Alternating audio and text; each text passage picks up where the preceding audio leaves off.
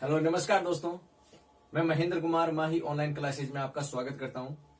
आज का जो अपना टॉपिक है वो है कंपाउंड इंटरेस्ट का, चक्रवर्ती ब्याज का अपना टॉपिक है। इससे पहले जो अपनी क्लास थी वो थी साधारण ब्याज की। तो यहाँ पे ऊपर जो आपको आई टैब का जो बटन दिख रहा है, आप उस पे जाओगे तो आपको साधारण ब्याज वाला टॉपिक आपको वहां से मिल जाएगा, ठीक है। या फिर आप जो रीड की अपनी प्ले लिस्ट है वहां से भी जाकर उसको सर्च कर सकते हो, ओके। तो देखो हम क्या कर रहे हैं, मैंने पहले साधारण ब्याज आपको पढ़ा दिया है, आज हम ले रहे हैं चक्रवृद्धि ब्याज। और फिर जो नेक्स्ट जो अपनी क्लास होगी, नेक्स्ट जो अपना वीडियो होगा, उसमें हम क्या करेंगे, इन दोनों से रिलेटेड जो भी क्वेश्चन बनते हैं वो लेंगे सारे, और जो एग्जाम में जो क्वेश्चन पूछे गए हैं वो सारे अपन क्वेश्चन लेंगे। चलो ठीक है। तो स्टार्ट करने से पहले अगर आपने अभी तक हमारा चैनल सब्सक्राइब नहीं किया तो सबसे पहले आप इसको सब्सक्राइब कर ले और बेल आइकन को प्रेस कर ले, ठीक है। चलिए स्टार्ट करते हैं। तो इसमें भी हमने क्या किया, चक्रवृद्धि ब्याज में भी हमने क्या किया है कि जितने भी बेसिक टाइप के इसके क्वेश्चन बनते हैं, सबसे पहले वो सारे बेसिक टाइप लेंगे इसके। आज हमने सारे इसके बेसिक टाइप के क्वेश्चन लेंगे।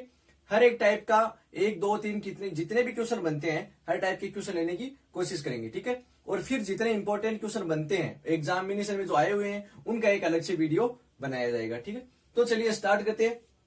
तो देखिए, आप सबसे पहले आपको 1 2 सूत्र याद में रखने हैं। तो सबसे पहला आपका जो सूत्र है वो है चक्रवर्ती मिश्र धन का। किस चीज का? चक्रवर्ती मिश्र धन का सूत्र है। क्या होता है सूत्र? मूलधन गुणा 1 प्लस R/100 और ये ऊपर हो गया टाइम। तो मैंने क्या लिख दिया, मूलधन गुणा 1 प्लस R/100 और ऊपर घात में कितना है, टाइम लगा दिया। अब ये जो वैल्यू आपको मिलेगी, ये मिलेगी चक्रवर्ती मिश्र धन की। और अगर आपको ब्याज निकालना हो तो आपको इसमें से क्या माइनस करना होगा, मूलधन आपको माइनस करना होगा, ठीक है। तो आपका ब्याज क्या हो जाएगा फिर, आप ये जो वैल्यू जाएगी आपके पास में, मतलब कहने का क्या है, आपको अगर चक्रवर्ती ब्याज, आपको चक्रवर्ती लिखना है, साथ में केवल ब्याज का मतलब है साधारण ब्याज। आपको चक्रवर्ती ब्याज कहीं पे दिखाना तो चक्रवर्ती लिखना होगा साथ में, ठीक है। तो वो आपका क्या होगा, आपने चक्रवर्ती मिश्र धन निकाला और इसमें से आपने माइनस कर दिया क्या, मूलधन। तो वो वैल्यू जो आएगी आपकी वो क्या होगी, चक्रवर्ती ब्याज की होगी, ठीक है। तो चलिए स्टार्ट करते हैं सबसे पहले इसमें। तो देखिए पहला क्वेश्चन, देखिए आपका पहला क्वेश्चन है 50,000 रुपए की धनराशि पर 8% वार्षिक की दर से। अब देखो इसमें एक चीज आई है, वार्षिक की दर से। साधारण ब्याज में जनरली ये चीज होती है, वार्षिक आता है लगभग, या फिर आपको कोई भी महीना दे तो उसको हम वार्षिक में बना के क्वेश्चन में सोल्व करते हैं। यहां पर क्या होगा, आपको वार्षिक दर दे देते हैं, अर्धवार्षिक भी दे सकता है या फिर तिमाही दे सकता है। तो अगर वार्षिक आपको देता है तो आपको जो डाटा है वो एज इट इज रखना है।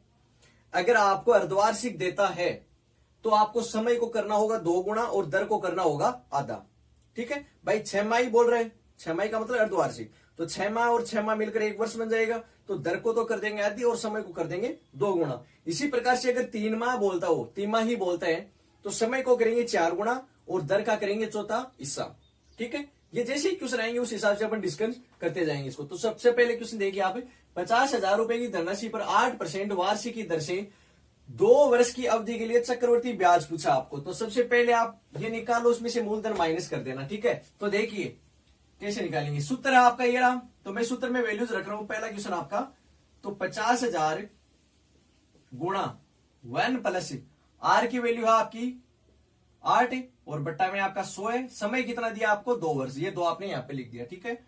अब इसको सोल्व कर लो आप, ये हो गया आपका 50,000। अब ये 100 एलसीएम आएगा, 100 1 से गुणा के 100 का, फिर 8 जुड़ेगा तो कितना हो जाएगा, 108 बट्टा में 100। अब ऊपर पावर 2 है, इसका मतलब इसको 2 बार आपको लिखना है। तो इसको आप सोल्व करोगे 4 बिंदु से, ये 4 बिंदु कैंसिल हो गई, ये तो हो गया 5 और 108 को 108 से गुणा करोगे तो ये आपका हो जाएगा 116 और 64, ठीक है। 116 और 64 ये मैंने कैसे कर दिया गुणा, ये आपका 108 का स्क्वायर बन रहा था, और तो स्क्वायर वाला जो अपना टॉपिक है वो मैंने अलग से आपको एक वीडियो में पढ़ा रखा है, तो आप वो जरूर देख लेना, शॉर्ट ट्रिक है उसमें, है ना।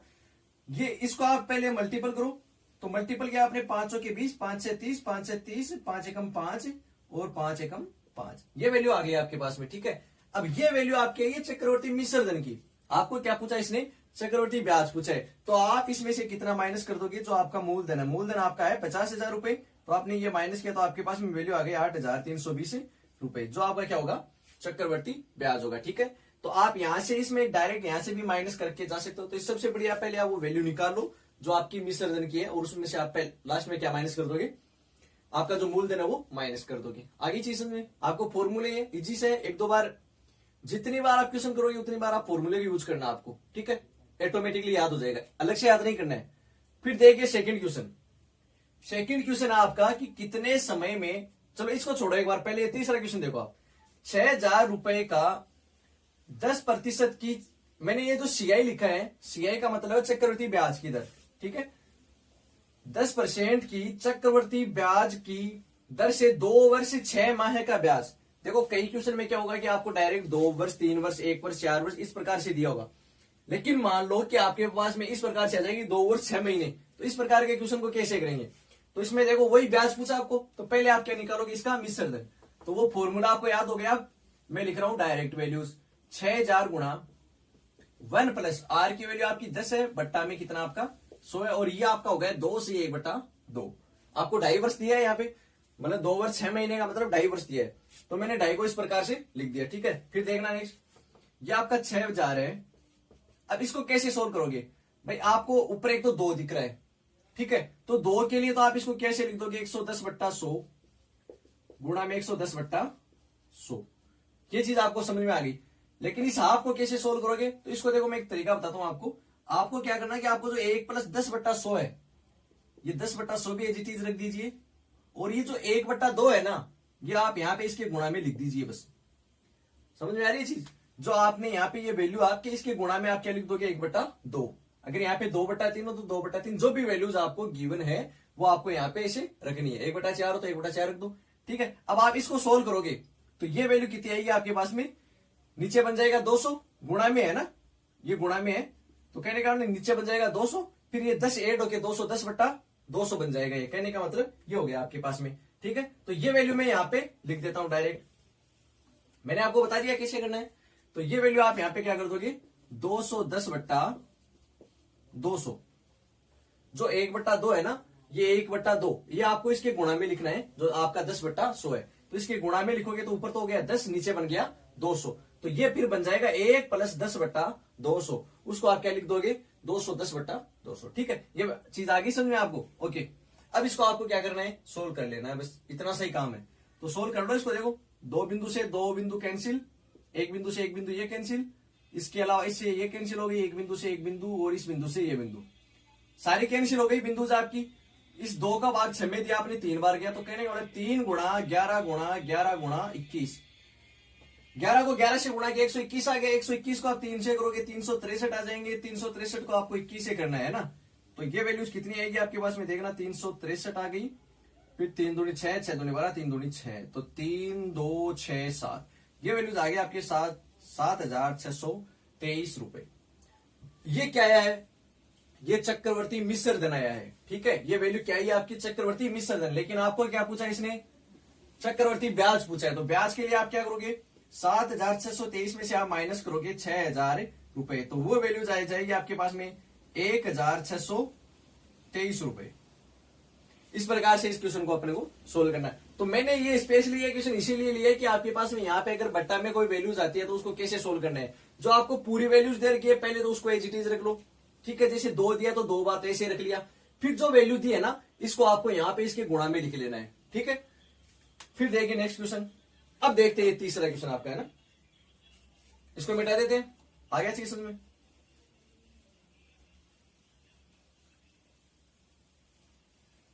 चलिए देखिए भी कितने समय में, इस बार समय पूछा है, ओके। 1,000 रुपए की राशि 20% वार्षिक चक्रवृद्धि ब्याज की दर से 1,331 रुपए हो जाएगी, जबकि ब्याज 6 माही संयोजित हो। ये पढ़ना आप, ये बोला इसने कि 6 माही, 6 माही का मतलब है अर्धवार्षिक।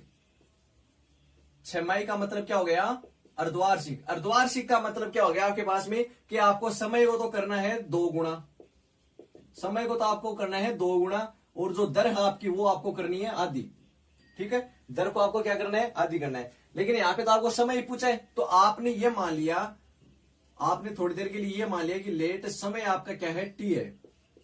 समय आपका टी है तो आपको करना है 2 गुणा, तो 2 गुणा करोगे तो आपका क्या हो जाएगा, 2t हो जाएगा, ठीक है जी। दर आपको कितनी दे रखी है, 20% दे रखी है।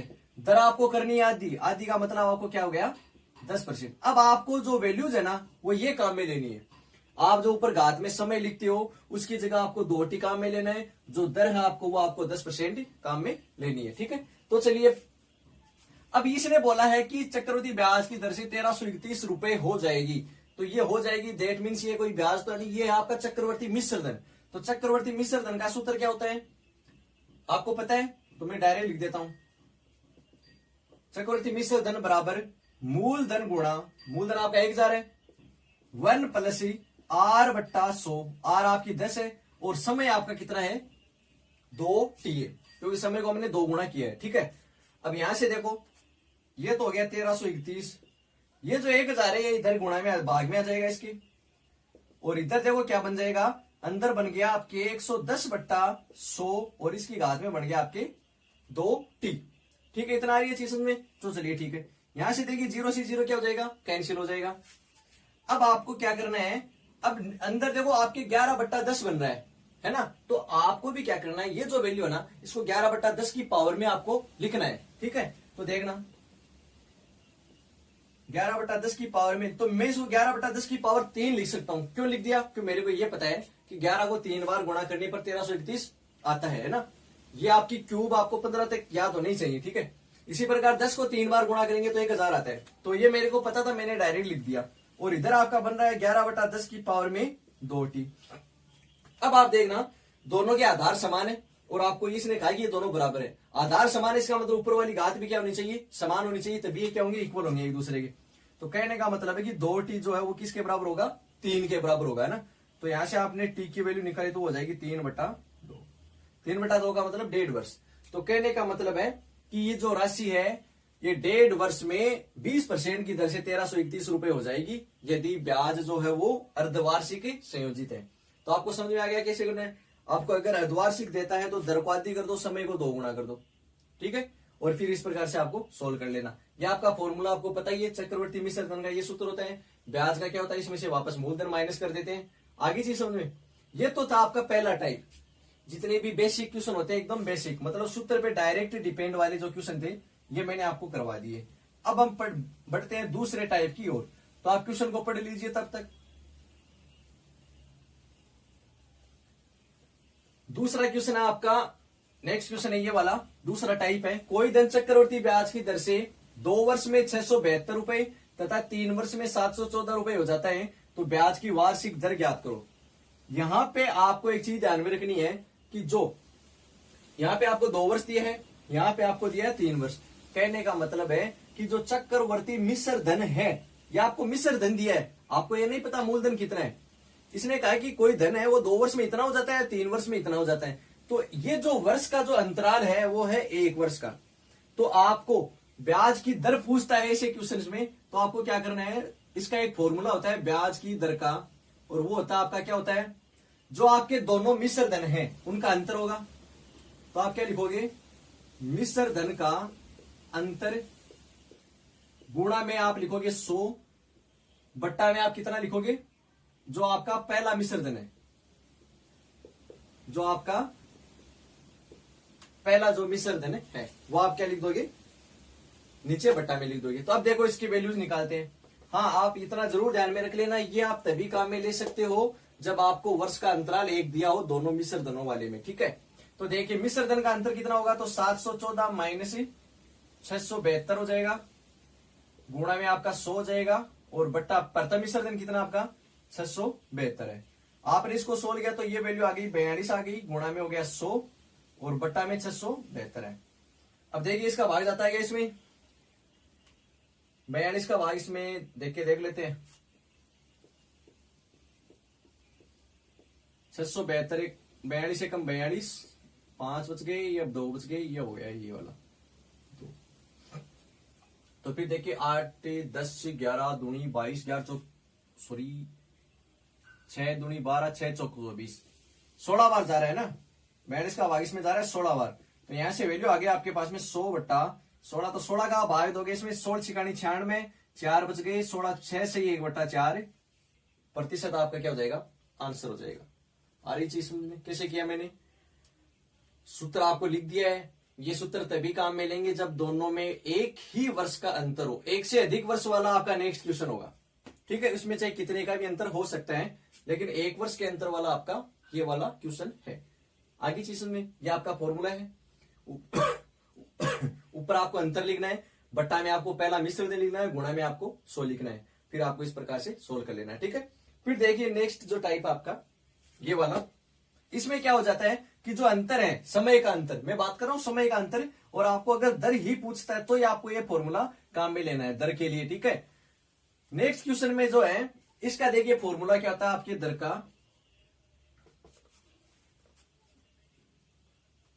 1 प्लस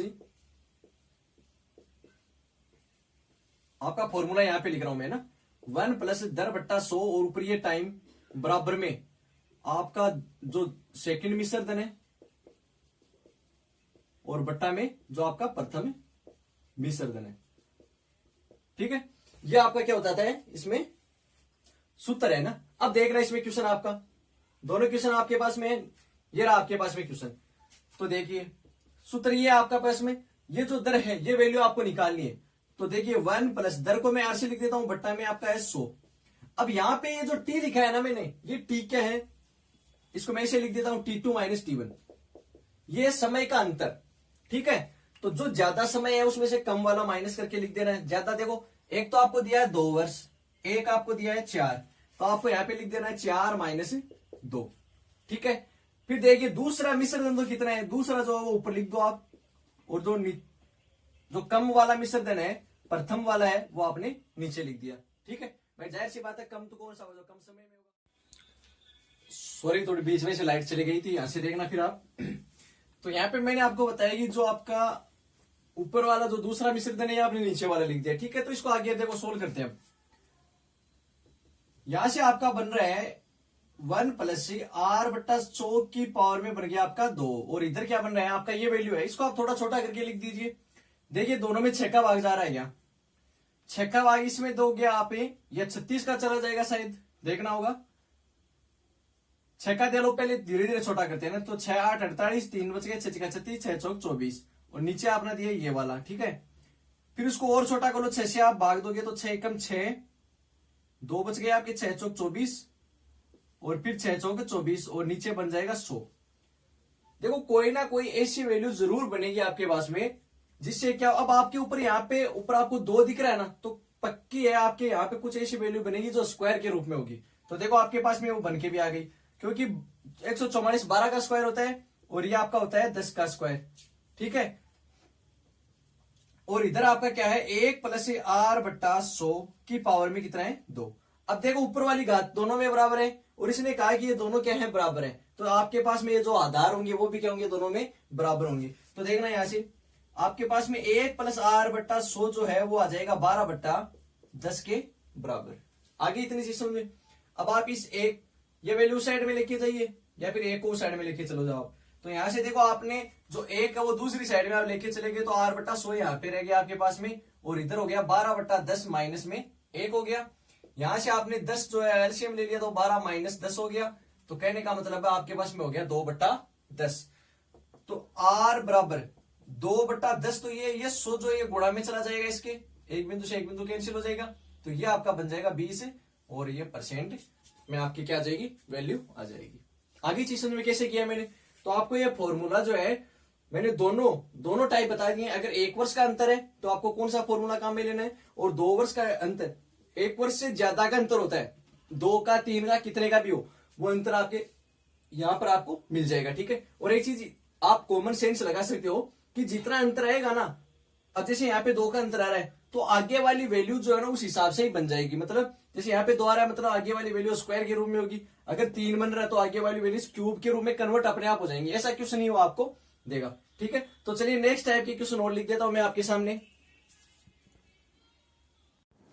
चलिए मैंने कुछ 2-3 क्वेश्चन और लिख दिए। अब यहाँ पे आप देखना, जो ये क्वेश्चन है ये अभी हमने जो अभी किया है इसी सूत्र पे बेस्ड है। तो इसमें देखो वही आपका अगेन वही फॉर्मूला आपका क्या होगा, 1 प्लस आर बट्टा 100, ऊपर मैंने क्या लिखा T2 माइनस T1, और यहाँ पे A2 बट्टा A1। एक का मतलब होता है अमाउंट, ठीक है। देखना मतलब जो आपका दूसरा मिश्र धन है और बट्टा में पहला मिश्र धन है और दोनों टाइम का अंतराल यहाँ पे लिख दिया। तो 1 प्लस आर आपको ज्ञात करनी है आर बट्टा 100। देखो दूसरा समय तो है 5 वर्ष और एक है 3 वर्ष, तो आप यहाँ पे क्या लिख दोगे 5 माइनस 3। दूसरा जो आपका मिश्र धन है वो 1161051 है, 1,61,51 और पहला जो हुआ है 1,3,3,1,0,0। ठीक है, ये दोनों वैल्यूज आपने यहाँ पे लिख दी। अब देखिए यहां से 1 प्लस आर बटा 100 की पावर बन रही है 2 और इधर आपकी वैल्यूज है 1 जी अपॉन में 1,33,100। अब यहां पे अगेन देखिए आपके पास में 2 बन रहा है, ठीक है 2 साल है ना, तो इस ये भी क्या बनेगा ये 2। 1 मिनट क्वेश्चन देखता हूं, शायद ये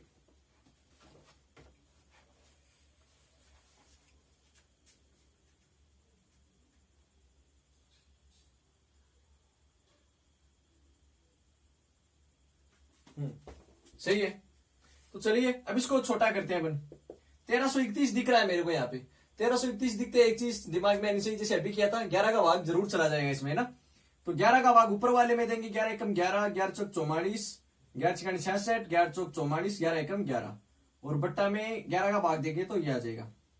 अभी और जा रहा है देखो 11 का भाग है ना, तो यहाँ पे दे लेते हैं 11 एकम 11, 3 बच गए 11 33, 3 बच गए 11 33 और 11 एकम 11 अपॉन में 11,00। अभी भी जा रहा है देख लो भाग, ऊपर वाले में 11 का भाग देंगे 121 बार, नीचे गया 100 बार। अब देखिए मैंने आपको ये भी बोला था कि यहाँ पे अगर स्क्वायर है ना तो ये वैल्यू जरूर कट के आपके स्क्वायर के रूप में ही बचेगी। इसको आप क्या लिख सकते हो 11 बट्टा 10 की पावर में 2। ठीक है, तो कहने का मतलब है आपके पास में इधर तो बन गया 1 प्लस आर बट्टा 100 की पावर 2 और इधर बन गया आपके पास में 11 बट्टा 10 की पावर में 2। मैंने अभी कहा कि दोनों आपको इक्वल दिए हैं, घात समान है, आधार भी क्या होंगे दोनों के समान होंगे, तो ये वैल्यू बन जाएगी आपके पास में 1 प्लस आर बट्टा 100 बराबर 11 बट्टा 10। आप इसको सोल्व करोगे तो आपकी आर की जो वैल्यू आ जाएगी वो कितनी आ जाएगी 10%। ठीक है, अब देखो यहाँ पे इसने बोला नहीं है कि चक्रवृद्धि ब्याज की दर कौन सी है, अगर नहीं बोलता है तो आपको वार्षिक ही मान के चलनी है। ठीक है, ये चीज आगे समझ में कैसे किया है मैंने क्वेश्चन को, वही आपको फॉर्मूला लगा देना, फॉर्मूला में वैल्यूज पुट कर देनी है। अगर यहाँ पे जो वैल्यूज 3 बन रही है तो ऑटोमेटिकली आपको ये पता चलना चाहिए कि क्यूब की फॉर्म बनेगी, अगर 2 दिया मतलब स्क्वायर की फॉर्म बनेगी और वही बनेगी, काट पीट आपको करनी है, मतलब कैलकुलेशन आपको ही करनी पड़ेगी। ठीक है, तो ये मैंने टाइप के 2 क्वेश्चन करवा दिए। अब ये जो नीचे वाले क्वेश्चन है ये अलग टाइप के क्वेश्चन है, ऐसे क्वेश्चन भी आपको पूछ लिए जाते हैं। ठीक है, तो आप क्वेश्चन को देखिए आराम से। पहले कोई धन है चक्रवर्ती ब्याज की दर से 3 वर्ष में 2 गुना हो जाता है, 16 गुना कितने वर्षों में होगा। देखो ये बोल रहा है कि 3 वर्ष में कितने गुना हो रहे हैं 2 गुना, मतलब इधर आप क्या लिख रहे हो समय लिख रहे हो, इधर जो भी आपको गुणा वगैरह दिया आप वो लिख रहे हो। फिर ये बोल रहा है कि कितने वर्षों में वो 16 गुना हो जाएगा। अब आपको एक चीज ध्यान में रखनी है कि इधर जो आपको गुणा वाली वैल्यू देता है ना, इसको आपको पावर में लिखना है, पावर में लिखना है ना। कैसे पावर में, जैसे आपको ये 2 दिया है ना तो 2 की पावर इसको आप क्या लिख सकते हो 1 लिख देते हो। ठीक है, वैसे ही 16 को आप क्या लिखोगे 2 की पावर 4। जितनी पावर जितनी जो आधार आपको ऊपर वाला उसी आधार पे आपको नीचे वाली वैल्यू रखनी है। क्यों रखनी है, इसका कारण ये है कि हम जो यहाँ पे काम में लेंगे ना वो इसकी पावर जो आपके वैल्यूज है वही काम में लेंगे। ठीक है, आधार वाली वैल्यूज काम में नहीं लेंगे। तो अब ये वैल्यू क्या आपका जो क्वेश्चन बन गया वो इस प्रकार से बन गया कि 3 के लिए आपका जो है ऊपर जो पावर में 1 आ रहा है और अक्ष के लिए आपके क्या आ रहा है ये वाला 4 आ रहा है। तो इसको वज्र गुणा करेंगे, मतलब समानुपातिक तरीके से इसको करेंगे सोल्व। तो देखो कैसे करेंगे, आपको अक्ष की वैल्यू चाहिए, इन दोनों को गुणा करो, इन दोनों को गुणा करो, बराबर में रख दो। 4 थी कितना हो गया 12, अक्ष को 1 से गुणा किया अक्ष। तो कहने का मतलब है कि जो धन 3 साल में 2 गुना हो रहा था वो ही धन 12 साल में कितना हो जाएगा 16 गुना हो जाएगा। आ रही चीज समझ में, मैंने क्या किया, ये 2 की पावर में 1 बन रहा था, तो नीचे वाली वैल्यूज आपको ऐसी ही देगा कि वो भी 2 की पावर में ही बनेगी। ठीक है, फिर आपको जो इधर से पावर है ना वही काम में लेनी है, तो फिर इनको क्या कर देना वज्र गुणा। 3 को आपने गुणा किया 4 से, अक्ष को आपने गुणा किया 1 से, तो अक्ष बराबर आपके पास में आ गया 12। अक्ष आपने माना था समय, तो दूसरा जो समय होगा मतलब 16 गुणा जो है वो आपका 12 वर्ष में हो जाएगा। ठीक है, फिर देखिए ये वाला नीचे वाला क्वेश्चन सेम प्रोसेस होगी। ये बोल रहा है कि कोई धन 15 साल में कितना हो रहा है 3 गुना हो रहा है, तो इसी दर पर कितने वर्षों में 27 गुना हो जाएगा। अब ये देखिए ये आपकी 3 की पावर 1 है, 27 को आप क्या लिख सकते हो 3 की पावर 3 लिख सकते हो। तो अगेन वही आपको काम करना है, 15 को ऊपर वाली घात से गुणा करना है ना, ये वाला ये घात आपका 15 वज्र गुणा करना है। या तो समानुपातिक में लिखोगे इसको तो कैसे लिखते हो, 15:1 समानुपात, फिर अक्ष रेशियो 3, ठीक है। 15 साल में 1 और अक्ष साल में 3 ऊपर वाला, फिर आप बाहर वाले को गुणा करते हो, अंदर वाले को करते हो, अंदर वालों को क्या अक्ष आ गया, 15 को 3 से गुणा करोगे 45। तो कहने का मतलब 45 साल में वो कितना हो जाएगा 47, 45 साल में वो कितना गुणा हो जाएगा 27 गुणा हो जाएगा। तो यहां से देख लो 15 थी 45, अक्ष को आपने 1 से गुणा किया अक्ष। तो कहने का मतलब है कि जो धन 15 साल में 3 गुणा होता है वही धन 45 साल में कितना हो जाएगा 27 गुणा हो जाएगा। आगे चीज में कैसे करते हैं, तो आज के लिए इसमें इतने ही टाइप के क्वेश्चन बनते हैं। अभी ऐसे बहुत सारे क्वेश्चन हो रहे हैं आपके जो दोनों में कंबाइंड है, कंबाइंड करके मतलब वो साधारण ब्याज भी उसमें साथ में लिया हुआ है, और जनरली आपको एग्जाम में वैसे ही क्वेश्चन पूछे जाएंगे जिसमें साधारण ब्याज और चक्रवर्ती ब्याज दोनों काम में आ रहे हैं, मतलब दोनों इनबिल्ट होते हैं। और वो क्वेश्चन में आपको नेक्स्ट जो वीडियो होंगे आप उसमें कराऊंगा, और उसमें वो सारे क्वेश्चन भी अपन लेंगे जो आपके पहले एग्जामिनेशन में पूछ लिए गए हैं। उससे क्या होगा, एक आइडिया लग जाएगा कि किस प्रकार से क्वेश्चन पूछे गए हैं, ठीक है। तो वो सारे क्वेश्चन भी लेंगे जो पहले पूछ लिए गए हैं, और इसके अलावा और भी जितने भी इंपॉर्टेंट क्वेश्चन बनते हैं वो सारे भी आप लेंगे। तो अगर आपको ये पढ़ाया हुआ अच्छा लगा तो इसको लाइक करें और अपने दोस्तों के साथ में इसको शेयर करें। धन्यवाद।